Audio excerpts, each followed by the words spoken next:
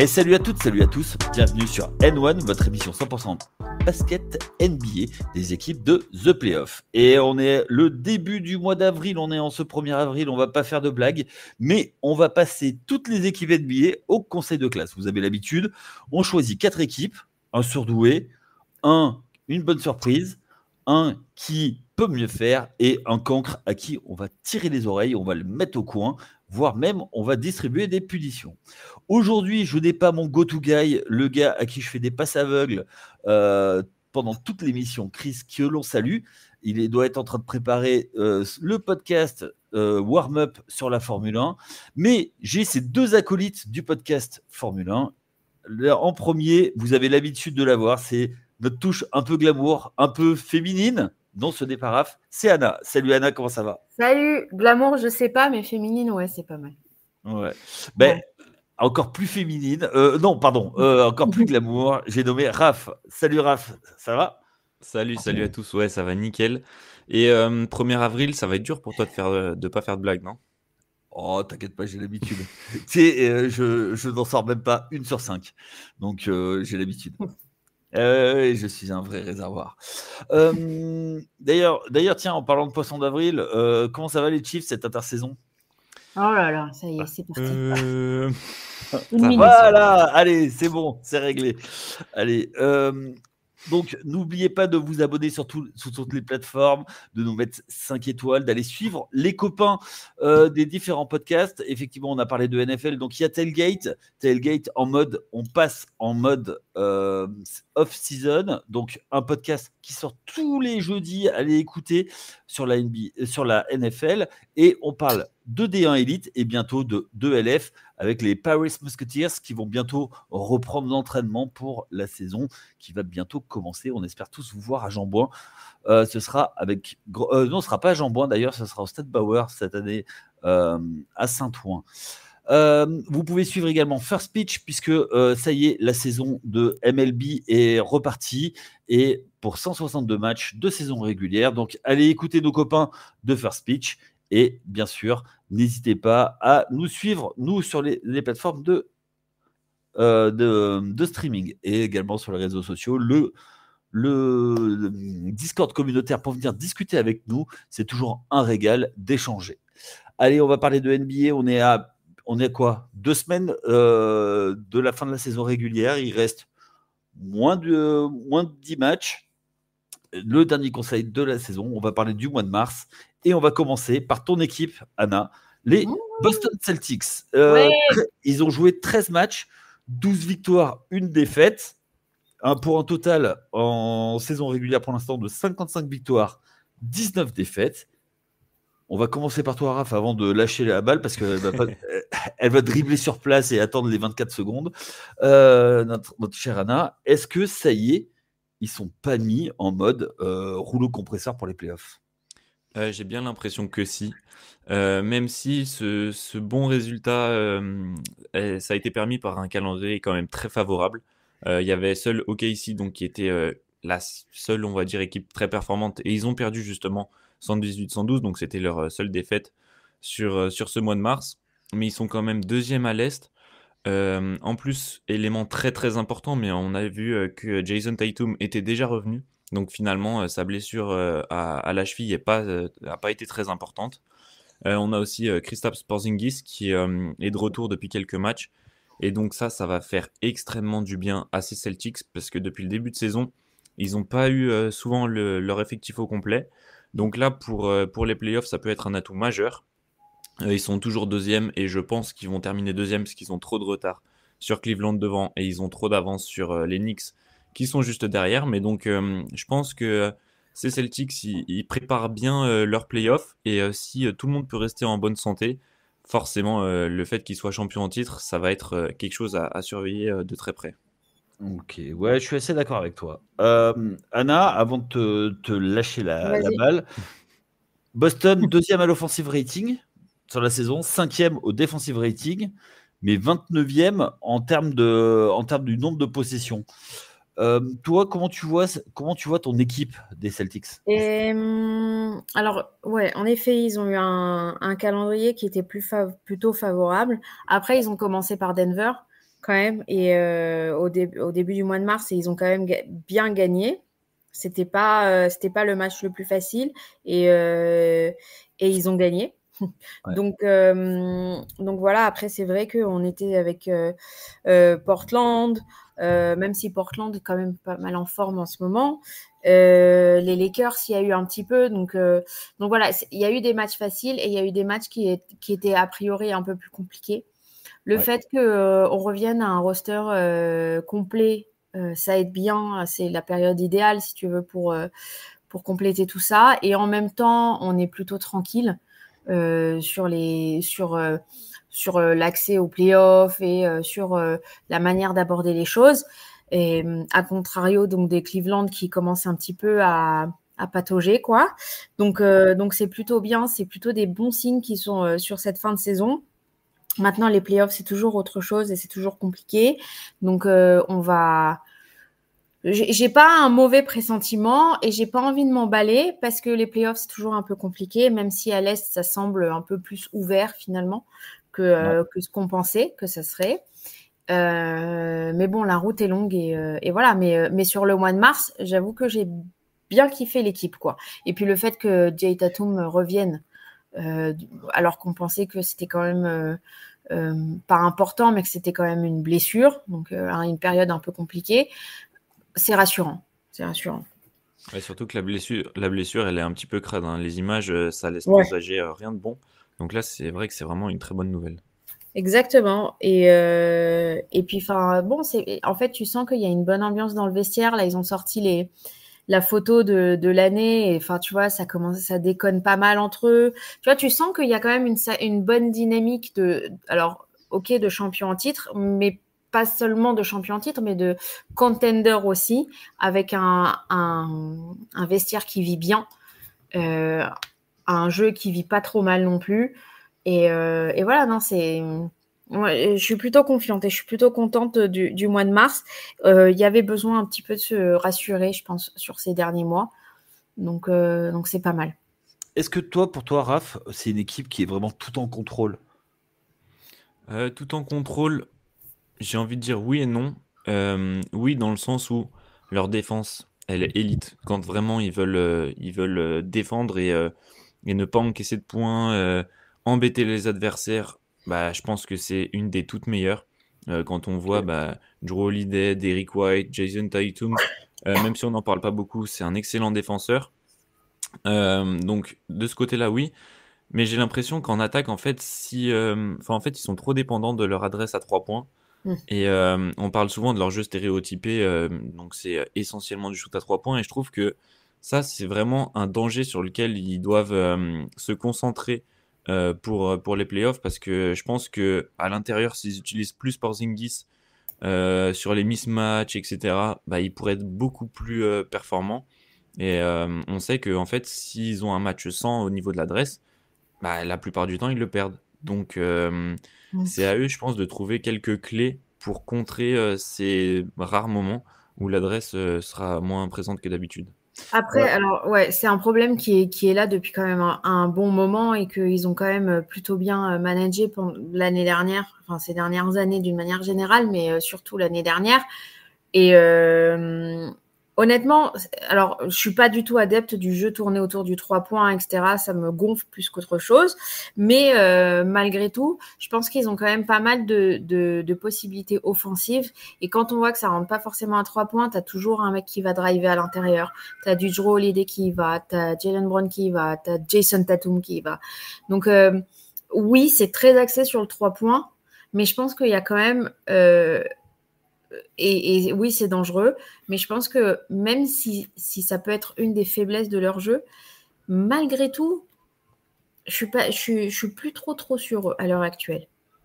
Moi, j'ai une question, justement, pour contrer ce facteur, qui est le seul facteur qu'on ne contrôle pas au basket, qui est l'adresse.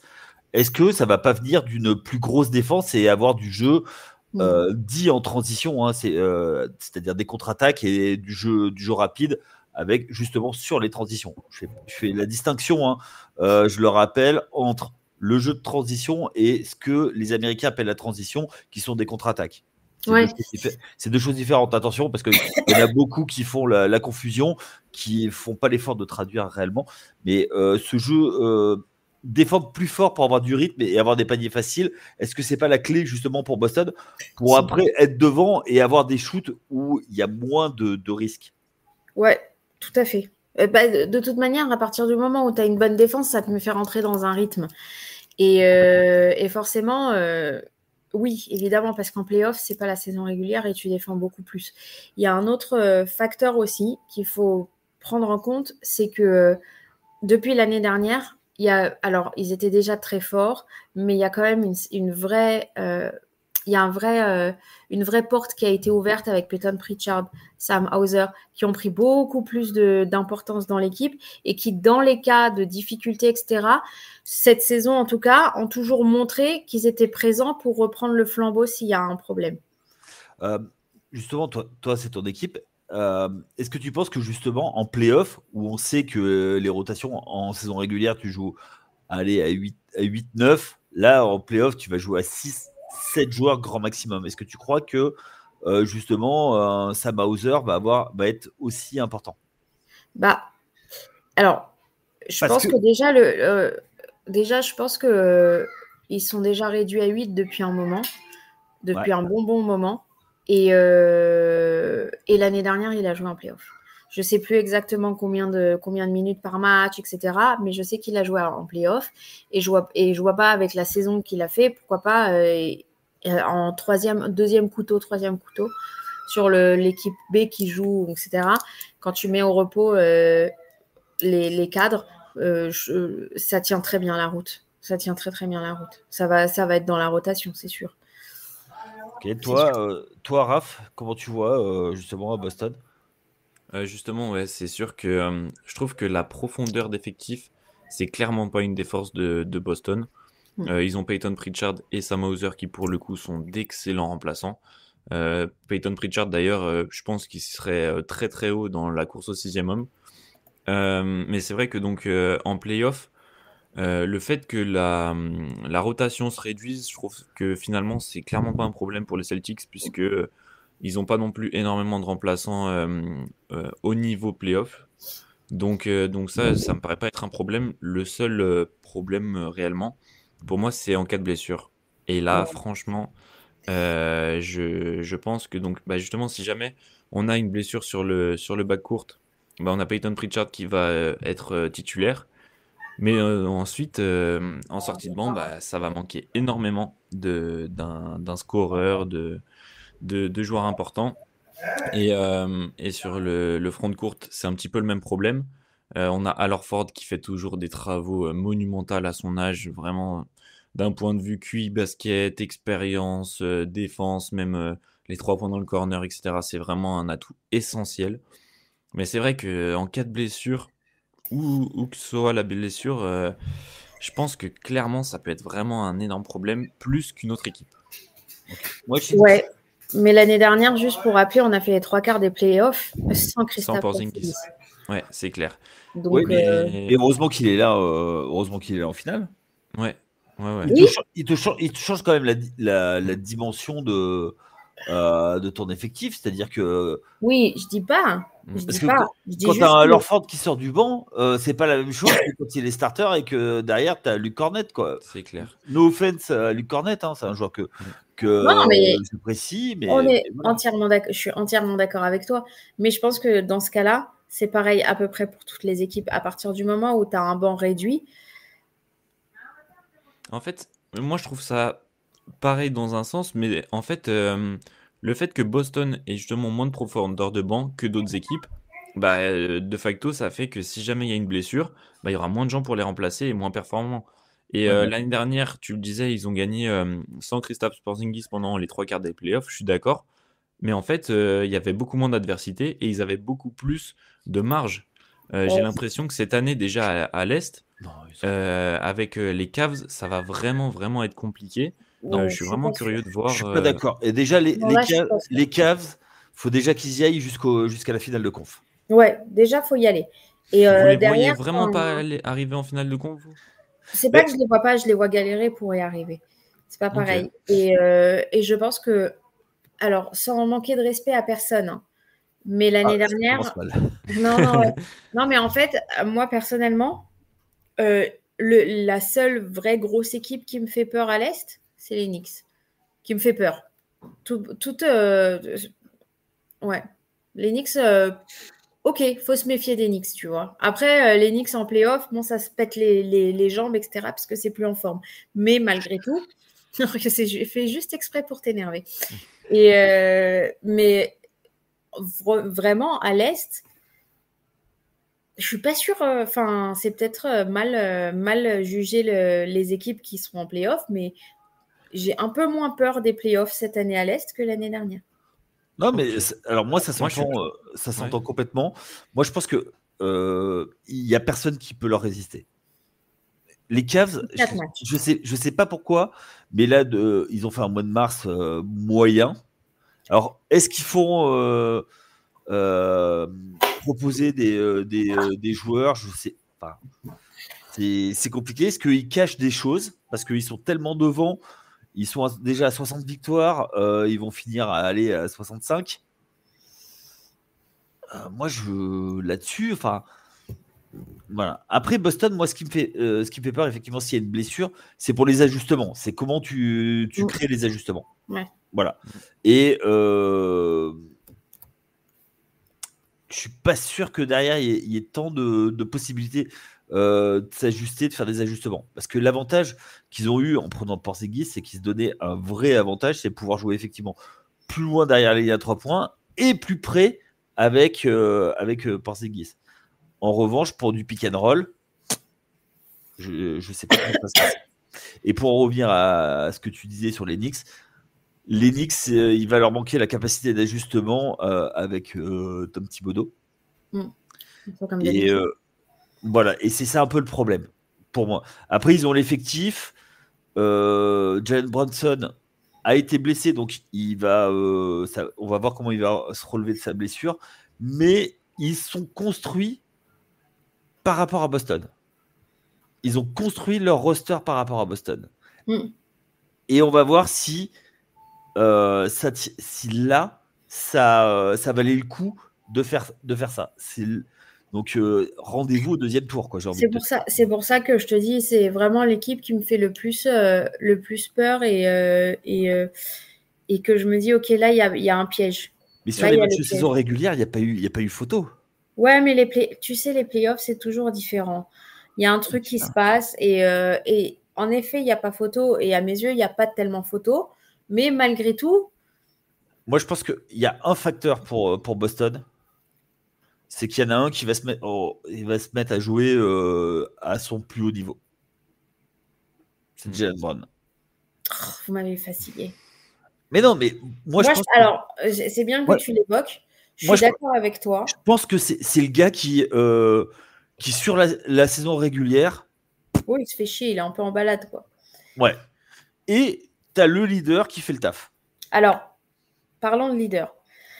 Parce que je pense que d'une manière générale, et sur toute l'équipe, et sur la mentale, et sur tout, à mes yeux, le leader, je vous le donne en mille, c'est Jason Tatum. Parce qu'il est là tous les matchs, il joue 40 minutes par match, il n'y a pas de load management avec lui, il est tout le temps là, il est présent sur les deux parties du terrain, il est quand même de très haute moyenne de points, investi dans les systèmes, dans tous les systèmes de jeu d'ailleurs. C'est le leader. C'est lui le leader. Il n'y a pas. Et forcément, pendant les playoffs, il va élever son niveau de jeu de manière régulière, de la même manière qu'il le fait en saison. Et Jalen Brown, lui, à contrario, sera aussi un leader, mais qui aura des coups d'éclat comme ça. Et qui, par contre, aura des coups d'absence. Parce que c'est un peu aussi le jeu de Jalen Brown. Des fois, on ne le voit pas. Mais Tatum Ou il aussi, n'a pas le j'ai résultat. l'impression. Ouais, mais Tatum, la différence, c'est que il est plus présent. Et je dis pas que Brown ne l'est pas. Hein. Brown l'est aussi. Mais la présence de Tatum se fait beaucoup plus ressentir dans le système de jeu et dans sa manière de OK, ça rentre pas, je vais continuer à tirer, mais malgré tout, je vais participer au système de jeu et je vais être créateur et passeur. ce qui est un petit peu moins le cas chez Jaylen Brown, et aussi en termes de défense, où même si Jaylen Brown, encore une fois, défend, tu vois la différence quand même avec l'impact de jeu de Jason Tatum. Et c'est ça la différence à mes yeux entre les deux, et sans critiquer Jaylen Brown, que j'aime beaucoup, c'est pas la question. Mais à mes yeux, le vrai leader de l'équipe, c'est Jason Tatum. Ok. Quelque chose à rajouter sur nos amis de Boston, comme disent les Québécois? Juste comme je vous l'ai dit, ouais, moi je les vois clairement pas aussi sereins que vous semblez le penser. Après, c'est Non. peut-être ma lecture qui est biaisée, hein, Non, ils mais sont je pas pense si ça. sereins. Et surtout, Alors, c'est moi qui les vois sereins. Anna, elle les voit, Se rassurer. elle les voit sweeper au deuxième tour par les Knicks. Donc, merci Anna. Non, mais alors, non, c'est pas ce que je vois. Ah Je bon? vois que C'est je les vois aller au moi, c'est ce bout, que j'ai compris. mais oh, dis donc.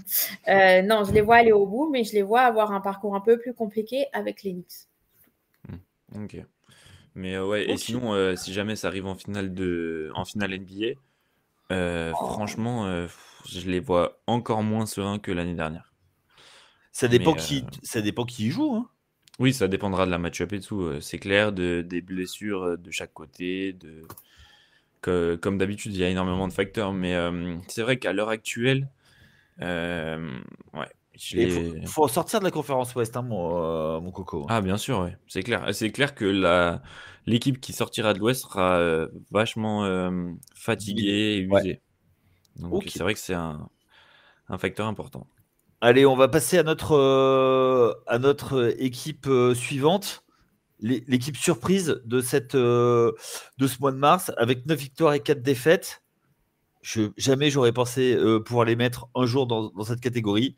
C'est les Chicago Bulls. Pour vous, comment vous voyez ça? Est-ce que trop peu, trop tard? Est-ce que, enfin, le chant du cygne?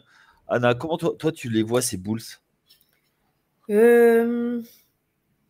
C'est marrant, c'est vraiment la bonne surprise parce que je pensais pas du tout les voir à ce niveau-là, et je pensais pas qu'on parlerait d'eux à cette catégorie-là à ce moment-là de l'année.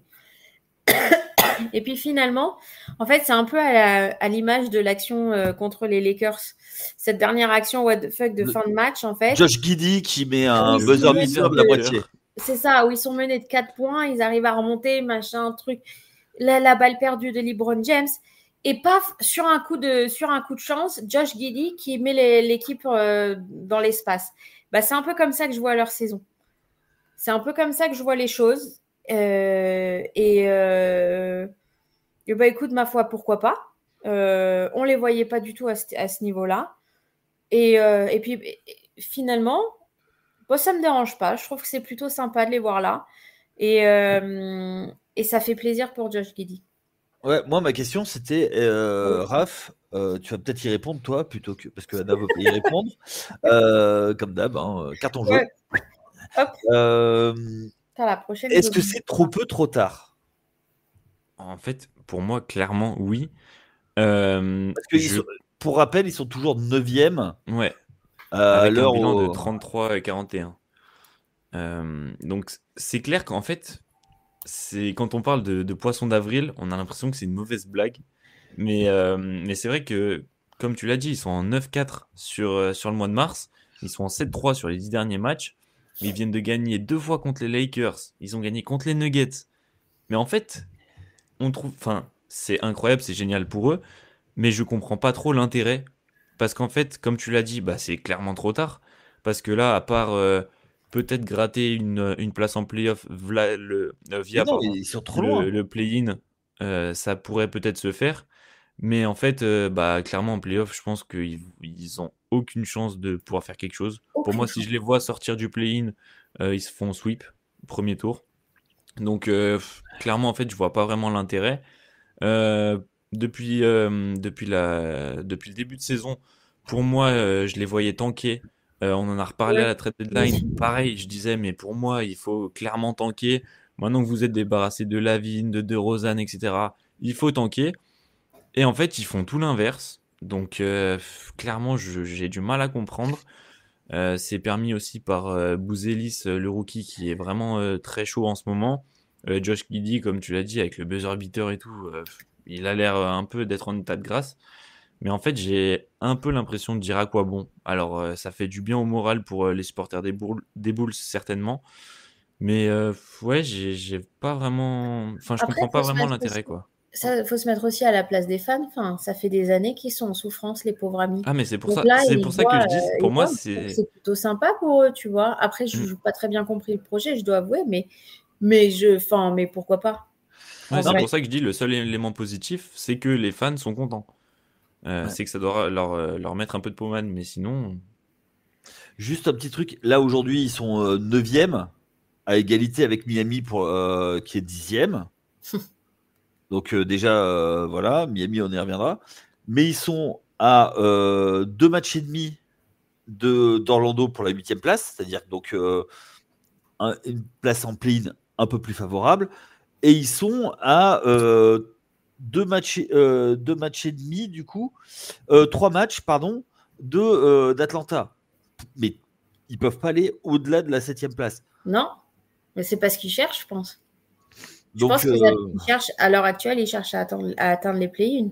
oui, mais plus tu es haut, mieux c'est, parce que autant recevoir, mais 2 matchs et demi, vous les voyez, vous, remonter et passer Bah, devant Orlando alors et regarde, Atlanta. les prochains matchs, c'est OKC. Bon, bah voilà. Toronto, Portland, Charlotte, Cleveland. Ils peuvent en prendre 2 là-dedans. Ouais. Allez, Bah, peut-être 3. clairement, ouais. Bah, à Allez, part si on OKC et met Cleveland, Toronto, c'est un calendrier plutôt simple. Portland, Charlotte, C'est abordable. pourquoi pas, tu Ouais, vois? Et ok. pourquoi pas? Après, si le truc, c'est un peu comme une petite surprise comme ça qui apparaît en fin de saison, que tu reçoives ou pas, finalement, le fait que tu sois en play-in, c'est un résultat qui est satisfaisant par rapport à une saison où tu n'attendais rien du tout, quoi, Mm. finalement. À moins que le Oui, c'est but était clair. vraiment de tanker et que tu es mauvais à ça. À ce moment-là, on ne comprend pas trop. Ah, après, dès le début de saison, le propriétaire a dit qu'il voulait gagner tous les matchs. Donc clairement, le tank, c'était pas là. Ah oui, non, mais Yaya, je Bon, suis bah d'accord avec voilà. toi, hein, déjà, la décla, bon. Bref, passons. Mais donc, comme tu l'as dit, Anna, le calendrier à venir, il est abordable, à part, encore une fois, OKC et Cleveland. Ouais, Mais mais donc, attention. OKC qui n'a plus rien à jouer, qui est sûr d'être premier de sa conférence, qui est sur une série Cleveland de 9 aussi. victoires, qui est une série de 9 victoires. Donc, on sait que plus on avance dans la série, plus on est enclin à chuter. c'est clair. C'est d'une logique Mm. implacable. Donc, on sait jamais, quoi, tu vois. Ah non, mais ça, c'est clair. Mais je veux dire, en fait, quand bien même il passerait le play-in et donc il pourrait accéder aux playoffs, même si, bon, je les vois clairement en dessous d'Atlanta, en dessous du Magic. Donc sortir, et même Miami, en fait, on va en parler après, mais sur ce qu'ils nous ont montré les dernières saisons, sur leur coach, etc., bah, clairement, ils devraient passer au-dessus des Bulls. Mais si jamais, par le plus grand des miracles, ils arrivent à arriver en playoff, bah, pour moi, ils se feront sortir directement. Donc en fait, c'est vrai que c'est un petit peu étrange. Mais Ok. si l'idée, après avoir connu les bas-fonds du classement, c'était d'atteindre ou d'avoir une chance d'atteindre les play-in, à ce moment-là, l'objectif de la saison, il est réussi. Tu vois ce que je veux dire? Ça dépend Oui, mais vraiment de l'objectif qui s'était fixé. Si, en effet, ils voulaient gagner tous les matchs et machin avec ce qu'ils ont, etc., ben, pourquoi pas, écoute. Moi, en je fait, trouve que, enfin, tu vois, finalement, atteindre les play-in, c'est pas si et ne pas atteindre les playoffs, mais être en play-in après toutes les saisons qu'ils ont eues, je trouve que c'est pas dégueulasse comme idée ou tu comme parles de résultat. saison horrible, je suis d'accord avec toi. Mais l'année dernière, ils étaient déjà en play-in. L'année d'avant aussi, il me semble. En fait, ils sont passés donc de Lavine, de Rosanne, c'est mid au possible. On se qualifie en play-in, mais on va jamais plus loin. À les trader, alléluia, enfin, le front office a compris ce qu'il fallait faire pour se retrouver en play-in et une équipe mid. En fait, j'ai l'impression qu'ils Ouais, avancent mais c'est pas, plus jeune. clairement. Tu vois, t'as récupéré un Josh Giddey quand même qui est pas le même âge que Demar DeRozan. Ça, c'est clair. Mais je veux dire que dans la position dans laquelle est Chicago, avec le fait, pour moi, c'est un point qui est vraiment essentiel, c'est qu'ils ont récupéré leur pic de cette année sur le trade de Zach LaVine. Et donc, pour moi, la logique, c'était de perdre le maximum de matchs possible cette fin de saison pour pouvoir avoir un gros choix de draft, parce qu'on sait que la draft qui arrive est super talentueuse. Et donc là, en fait, ils ont fait tout l'inverse. Et donc, comme ils ont fait tout l'inverse, et ben, ils vont, si jamais ils se qualifient en playoff, par exemple, et ben, ils auront un choix de draft super haut. Et donc, en fait, ça aura servi à rien de récupérer leur choix. Non, C'est mais un c'est projet ça un que je peu, comprends pas, en fait. Ouais, c'est mais un projet confus. il y a un problème dans ton raisonnement, c'est que, en fait, si tu fais ça, le problème, c'est qu'il y a des équipes, elles tankent depuis 2-3 ans. Ouais. Donc, en fait, ils partent déjà en début de saison avec moins 5 mais ça, victoires, tu vois. Ça, dans tous les cas, ils auraient dû tanker depuis bien longtemps, depuis au moins 2 ans. Donc ça, de toute façon, c'était déjà acté. Mais je veux dire, si jamais le front office, ils sont loin à la détente et qu'ils comprennent enfin à la deadline qu'il faut se séparer de Lavine, eh bah purée, mais allez-y, tankez les gars. Faites-le maintenant. Et là, en fait, ils le font toujours pas. Après, est-ce que c'est pas tanké que d'avoir Billy Donovan comme coach? Ah bah Si, après, mais t'as un point, le problème, c'est qu'ils gagnent des matchs maintenant. Donc, Non, mais- enfin, Ouais, mais parce que les jeunes, ils ont envie de gagner des matchs à un moment. Enfin, tu ah, sais, mais genre, ça, c'est clair. Mais je non, veux mais bien dire, sûr. le mec, Non, mais Josh Giddey, il Oula, vient quand même d'OKC et- où il gagne quand même pas mal de matchs. Et Ah derrière, non, non, non, non, non, non, non, non, non. Chicago. Il est arrivé, c'est lui qui a ruiné OKC quand même. Si OKC en est là aujourd'hui, il y a eu pas mal de tours de draft. Merci Billy Donovan, hein. Il a tout flingué. Il a Ah, flingué. faire le Josh Giddey. Mais Ah oui. oui. Ouais, tout à fait. Enfin bon. Est-ce que vous avez d'autres choses à rajouter sur ces Non. Bulls? On je enchaîne? pense qu'on a fait le tour. Allez, bon courage. Ouais. Et pourtant, c'est l'équipe qui était bonne surprise. Ouais. Mm. Allez, maintenant on va passer du côté on va commencer à passer dans le rouge, pas dans le vert, mais on est dans le rouge. Avec 6 victoires, 8 défaites, on a une actualité à parler d'eux, c'est Memphis. Memphis qui a 6 victoires, 8 défaites dans le courant du mois, qui caracolait en haut de la conférence Ouest. Et là, patatras. Ça commence à descendre. Ils sont toujours en playoff, ils sont 5e à l'heure où on parle, mais ça descend pas mal. Ils ont licencié leur coach, Jenkins, à 9 matchs de la fin. Avant de parler du mois, est-ce que vous comprenez ce move de virer le coach aussi tard? Oui et non. Oui, dans le sens où on a vu depuis plusieurs mois des rotations qui étaient très étranges de la part de Taylor Jenkins. On sait qu'une grande partie de la fanbase de Memphis était très peu sereine en voyant les playoffs arriver. Donc clairement, Jenkins, ça semblait plus être l'homme de la situation. Mais là, le faire, comme tu l'as dit, à 9 matchs des playoffs, c'est clairement très surprenant. À moins qu'il se soit passé des choses extra-sportives, je comprends pas du tout le timing. Sur la saison et sur le mois qui vient de se passer, comme tu l'as dit, Memphis a dégringolé puisque donc ils étaient deuxième à l'Ouest. Ouais. Mais par contre, ils ont eu un calendrier épicé au possible. Ils ont eu OKC, les Lakers, les Clippers, les Cavs. Donc clairement, je veux dire, ça limite un petit peu le fait qu'ils aient perdu autant. Ça se comprend un peu plus. Après, donc, on a Ja Morant aussi qui est loin de son meilleur niveau, qui est pas mal blessé cette saison. Là, il revient un petit peu, mais il rate encore quelques matchs. Donc, clairement, c'est compliqué pour Memphis. Et c'est vrai que là, en vue des playoffs, ce choix-là, ça déstabilise encore plus, j'ai l'impression, l'organisation. En fait, j'ai lu plein de choses sur le sujet. Alors, j'ai lu que. Alors, il y avait des insiders qui n'avaient pas l'air du tout étonnés de ce move, qui disaient que ça faisait longtemps qu'ils attendaient que ça soit fait, etc. Et que c'est très bien que ça a été fait. Donc, ok, bon, pas de problème. Donc, ça, c'est un avis. J'ai aussi lu le fait qu'à partir du moment où un coach a perdu son vestiaire et que le GM, il veut plus de lui, bah, en fait, il faut couper le cordon très rapidement. Donc, c'est ce qui s'est passé. Okay. Voilà. Et alors, il y a un truc aussi très what the fuck, et je ne sais plus quel joueur c'était, qui racontait que quand il a appris la nouvelle de son coach qui était viré, il pensait que c'était un truc de NBA Santel. C'est Ja Morant qui a dit ça. Non, c'est pas Ja Morant, justement, c'était un autre.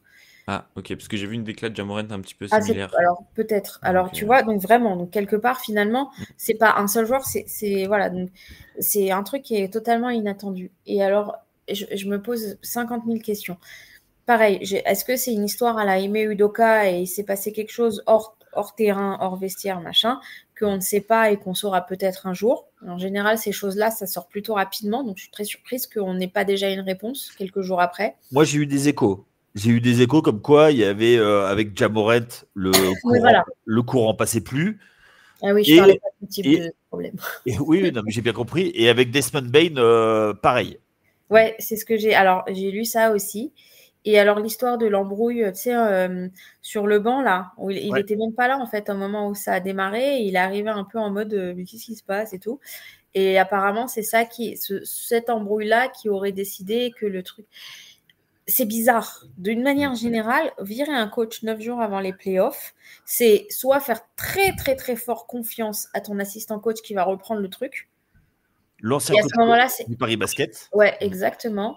Qui a amené le Paris Basket en Euroleague. Euh, donc ça, c'est une possibilité. Ou alors vraiment, bah, en fait, tu es un peu un con impulsif, un peu à ce qui s'est passé à Dallas, quoi. Tu vois? Non. Euh, Moi, j'ai une question par rapport à ce trade. Est-ce que vous pensez que du coup, c'est pour rassurer Ja Morant et lui dire non, non, mais va pas chercher de trade cet été, quoi. Clairement, ça peut être une possibilité. Comme tu disais, l'entente entre les deux hommes était clairement pas au beau fixe. On a de plus en plus de rumeurs expliquant que Ja Morant pourrait être tradé cet été. Alors, c'est que des rumeurs, hein. Mais Est-ce que tu as vu le contrat? le contrat. Le contrat qu'il a, Ja Morant, et comment ça va se passer? Alors, je l'ai Ja, pas revu récemment. Ja Morant, c'est 36 millions et ça augmente tous les ans jusqu'à 2028 où c'est 44 millions. Donc, ça va être un joueur qui forcément va être monitoré puisqu'il n'est pas un super super max et que avec l'augmentation des Du droits cap, et du cap, ça va être un joueur qui va être valable. c'est clair. Mais après, en fait, là, Ja Morant, c'est assez compliqué la grille de lecture pour moi autour de sa saison et de son cas. Parce qu'en fait, il y a deux saisons, on va dire. On en parlait clairement comme un des top 5 meneurs de la ligue, le futur visage justement de la NBA, etc. Et là, en fait, il y a l'année dernière, il a eu donc ses problèmes avec justement ouais, les petits joujoux qui font mal. Euh, donc il a eu des suspensions. Là, il a eu pas mal de blessures ces derniers temps. Ouais, Il est revenu, mais clairement pas à son meilleur niveau. Et donc ouais. en fait, c'est vachement compliqué. Est-ce que justement cette baisse de niveau est aussi corrélée au fait qu'avec Taylor Jenkins, ça se passait plus très bien? C'est possible. Est-ce que c'est dû au fait que, je sais pas, on sait qu'il a une blessure à l'épaule aussi qui traîne depuis pas mal de temps. Est-ce Mm. que c'est ça, c'est une gêne qui l'empêche d'avoir un bon pourcentage au shoot? En fait, il y a énormément de choses et donc c'est clairement compliqué de comprendre son cas et de savoir quoi faire. Après, je pense que les relations entre les deux, bon, c'est de la supposition, science-fiction, tout ce que vous voulez, mais Taylor Jenkins, il a été quand même. Enfin, ces dernières années, on l'a plus sollicité par rapport aux affaires de Ja Morant que par rapport à ses stratégies terrain, machin, ses systèmes de jeu, etc. Donc, je pense qu'il y a peut-être aussi de ce côté-là une sorte de lassitude de ne parler en fait que des problèmes d'un mec. Alors, aussi fort soit-il, aussi star soit-il, on s'en fout. Et qu'au final, c'est peut-être ça aussi qui a participé grandement à distendre les relations. C'est mon avis, c'est peut-être de la supposition, c'est Hollywood là, ce que je vous fais. Mais Euh, à mon avis, Moi, j'ai une question. On a déjà eu cette question quand on avait reçu Nico de The Playoff, qui était avec nous,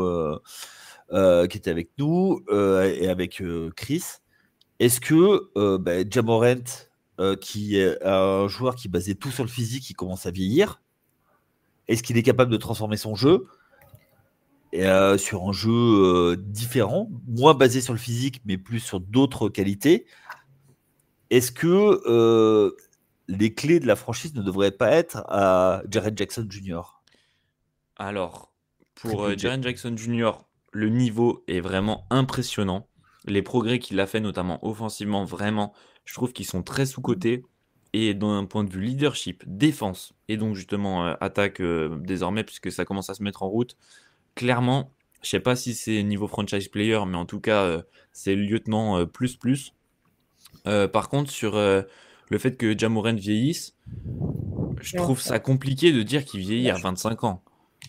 C'est clair qu'il a un style de jeu super agressif et très compliqué pour le corps à gérer, puisque c'est énormément de percussions. Lui, les contacts, on a vu le nombre de fois où il est mal retombé sur des dunks parce qu'il essayait de gravir l'Everest. Clairement, pour le corps, c'est super traumatisant. Mais à 25 ans, je trouve ça un petit peu, Ouais, mais osé de dire que il s'est est déjà, trop il vieux, s'est enfin, déjà qu'il fait a les des- croisés. Il a l'épaule. L'année dernière, sa saison a été arrêtée pour l'épaule. Là, c'est encore l'épaule. Euh, Ouais, mais mais tu vois je suis d'accord. des joueurs comme ça, il y en a eu, mais des milliers, quoi, tu vois. C'est clair, mais donc je Tu vois, parlerais plus de l'état de sa santé plutôt que son âge, tu vois. oui, mais avec l'âge, justement, Ah bah ça, avec l'âge, ça ira de ton pire jeu, en pire, ça c'est sûr. ton jeu, il doit évoluer. C'est ça que Mm. je veux dire. Ça veut dire que Ah oui, oui. tu dois prendre du plomb dans la tête et arrêter d'être agressif tout le temps au panier et d'être unidimensionnel sur ça. Tu Mm. vois ce que je veux dire? C'est clair, ouais.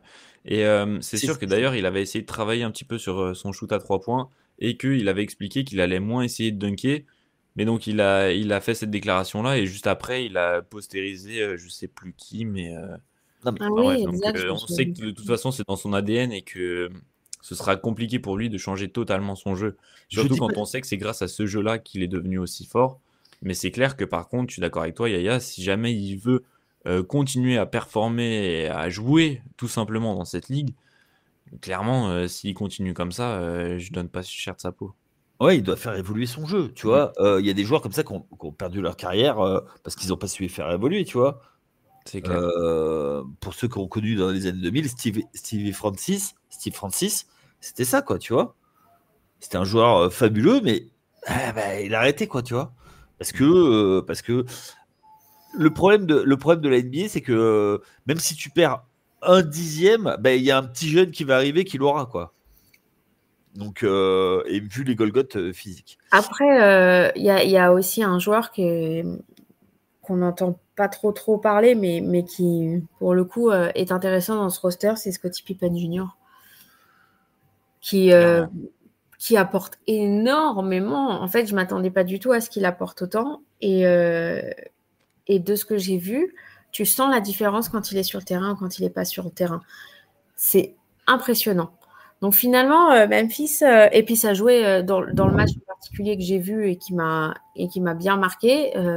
Il jouait pas Ja Morant, pour le coup. Ouais.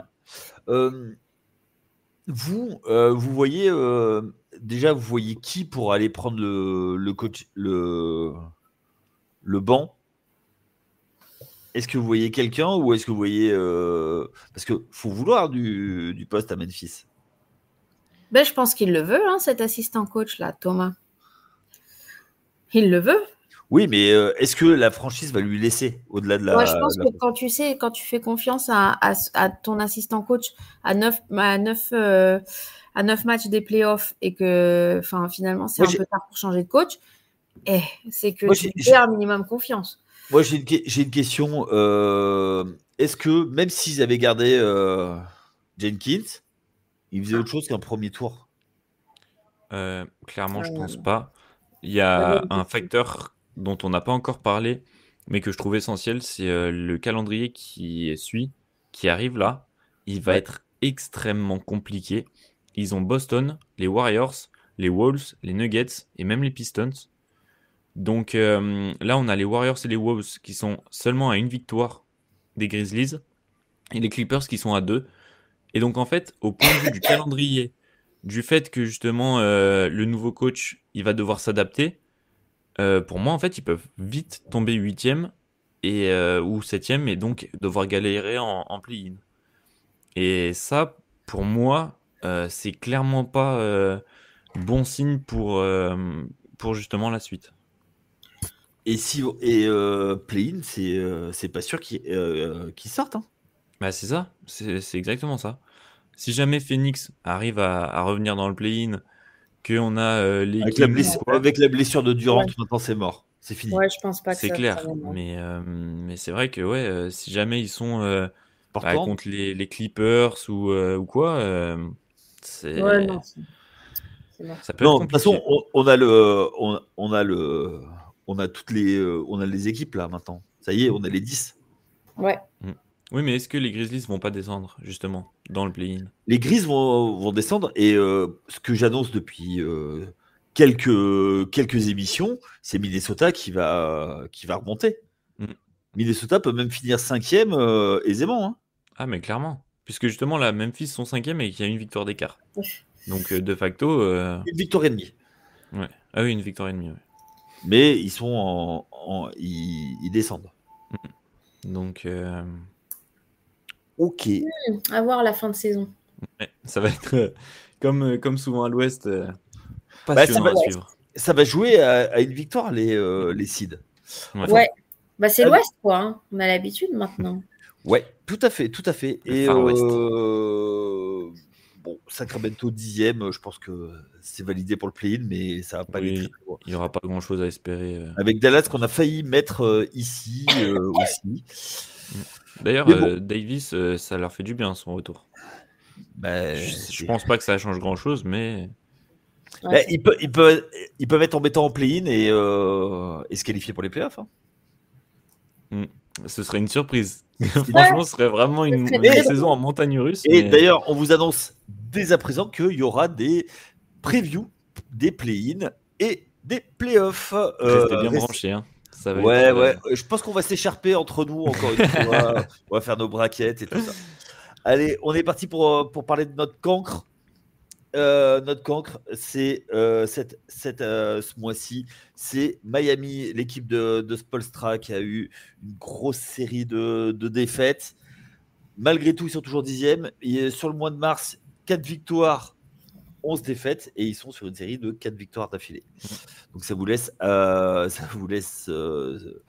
déduire combien ils ont eu de défaites d'affilée. 11. Allez, vous, comment vous arrivez à lire cette équipe et qu'est-ce qui se passe à Miami?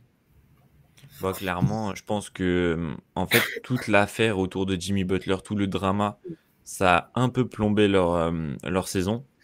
Ouais. Le fait que ça fait, je crois, 2-3 ans qu'ils se sont pas vraiment renforcés.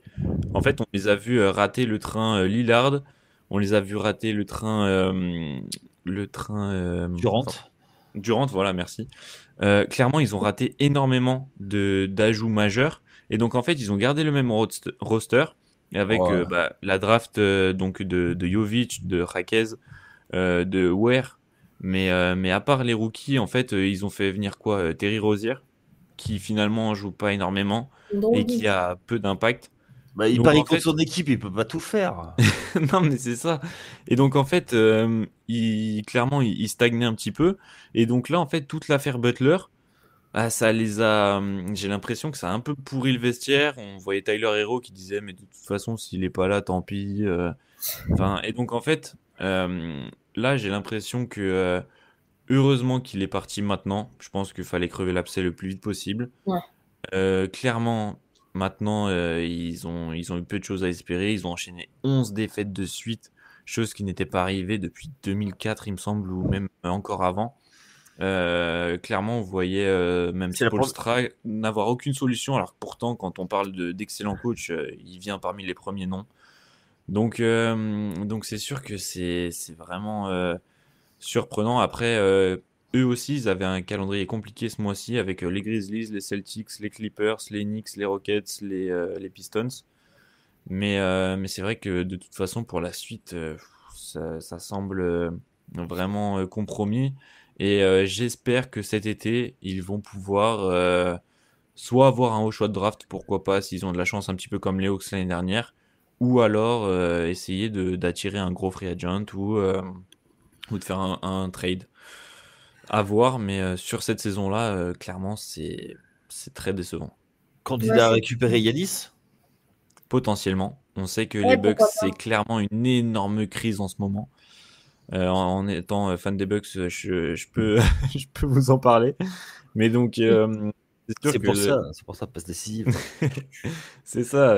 On sait que Yanis, il a toujours dit qu'il voulait rester aux Bucks, mais là, clairement, au vu de la saison, de l'état de l'équipe, on ne sait pas trop où ça va. Et donc, est-ce que Yanis, au final, il pourrait pas en avoir marre?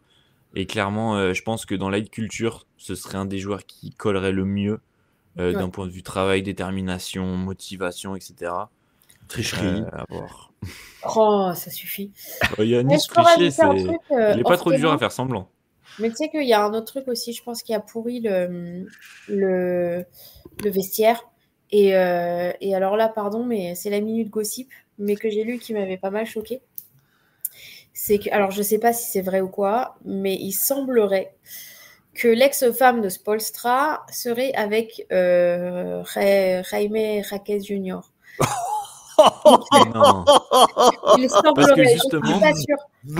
Non. j'allais dire que Jaime Jaquez, la saison dernière, avait été ultra important pour eux Ouais, et que cette année, il avait totalement disparu. ouais. Je comprends mieux pourquoi, si jamais c'est Alors, avéré.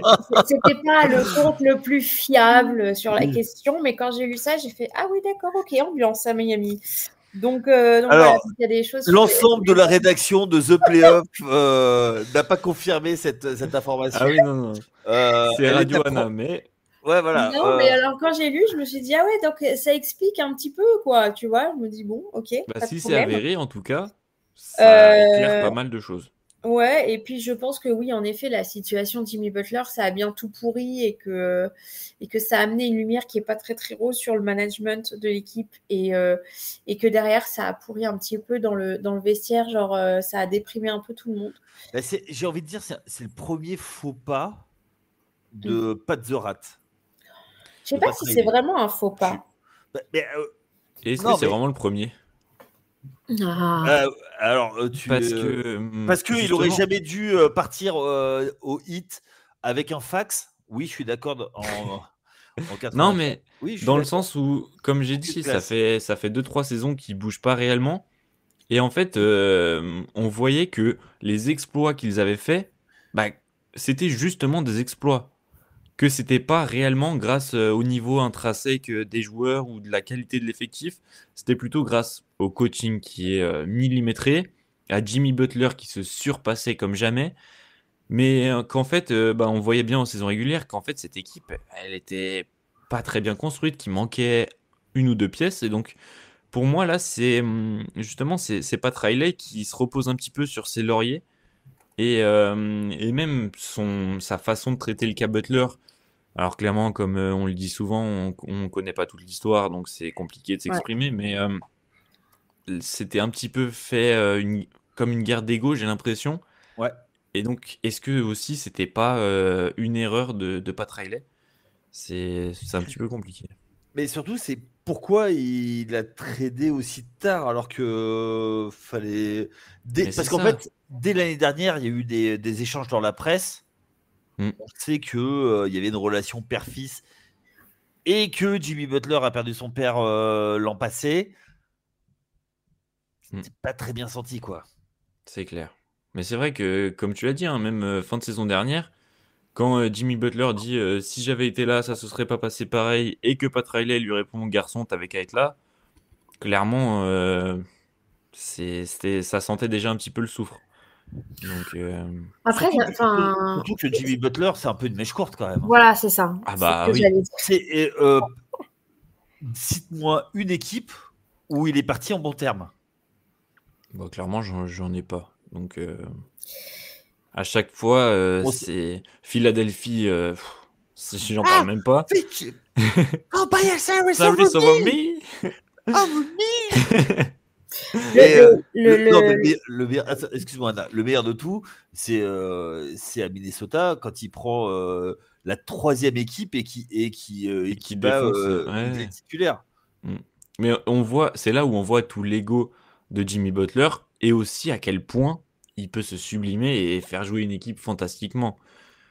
Oui, mais Euh, oui, mais il a jamais gagné le titre. oui, mais je veux dire, franchement, pour moi, c'est pas de sa faute. Parce que franchement, s'il avait été mieux entouré à Miami, déjà, c'est un exploit qu'ils arrivent en finale pour moi. Franchement, sans Jimmy Butler, Ouais. jamais ils font le quart du parcours qu'ils ont fait. Ah, mais je suis Ouais. d'accord, hein. Donc, lui reprocher de dire ils n'ont pas gagné, je suis d'accord, factuellement, c'est vrai. Mais déjà, Oui, mais c'est pas juste une un truc. victoire d'être arrivé là, mais Moi, pas loin, quoi. moi, je pose une question. Je vais poser une question. Excuse-moi, Anna. Hein, je sais que tu voulais dire quelque chose. Vas-y. Euh, Est-ce qu'il y a beaucoup de joueurs qui veulent jouer avec Jimmy Butler? C'est une question intéressante. C'est Parce que, vrai que c'est vraiment un joueur à part. Donc, non, ça c'est clair. Ça c'est clair. Bah, ils ont pas l'air mécontents à Golden State, hein. Parce que c'est le début. oui, mais Ouais, mais je pense que c'est aussi une Après, question ouais, d'entourage. regarde, c'est tu clair. vois, Raph, il a l'habitude, tu vois. Chaque fois qu'il a une nouvelle copine, hop, ça se passe bien les 3 premiers jours. Après, c'est fini. Tu vois, c'est pareil avec Non, Golden non. State. Moi, à ce niveau-là, La je période suis lune bien. de miel. Non, non, Exactement. mais je pense que Jimmy Butler, à partir du moment où il a le bon environnement, et c'était le cas à Miami au début, hein, et Ben c'était le cas oui. à Miami, il y a un truc qui a switché, et voilà, mais quand il y a un truc quand il y a un truc qui switch au niveau de l'environnement, de la mentalité des autres joueurs, ou même dans sa tête. Et encore une fois, on en avait parlé déjà un podcast précédemment, mais il y avait un truc qui avait switché à la mort de son père, où il expliquait clairement que dans sa tête, il avait plus tellement envie d'être sur un terrain à un moment. Ouais. Donc, Ça se comprend. Ça se comprend. si se comprend. Donc finalement, je me demande si c'est et il disait que justement Miami ne l'avait pas forcément pas encadré, mais entouré comme il aurait souhaité, etc. C'est quelque chose qu'il le dit. Et et voilà, je pense pour l'instant que ça se passe bien avec Golden State et c'est hyper rigolo parce que Golden State, moi je pensais que ça exploserait, ça exploserait au bout de 2-3 matchs, quoi. Attends un peu de temps. Parce Mmh. que, Et parce- parce que ouais, bon, les deux têtes de con là, c'est sûr qu'il y a un truc qui va péter à un moment, tu vois. ouais. Mais Mais en fait, soit ils peuvent devenir les besties, soit ça va péter, mais fort. c'est là qu'on va vraiment Mais voir si Steph Curry est un vrai leader ou pas. Curry, je pense que oui. Le plus gros problème, ce sera Draymond, hein. Mais clairement, je pense Oui, que mais Curry, Ouais, mais il Curry, essaye non, de mais lier au qui les maximum mettent. les joueurs. c'est à Curry de faire le tampon aussi entre les deux à un moment, à mes yeux. Ouais, mais bon, tenir deux aboyeurs pareils, ça doit être. Bah, c'est pour ça que je te dis, c'est Franchement, là où tu vois si c'est un leader ou pas.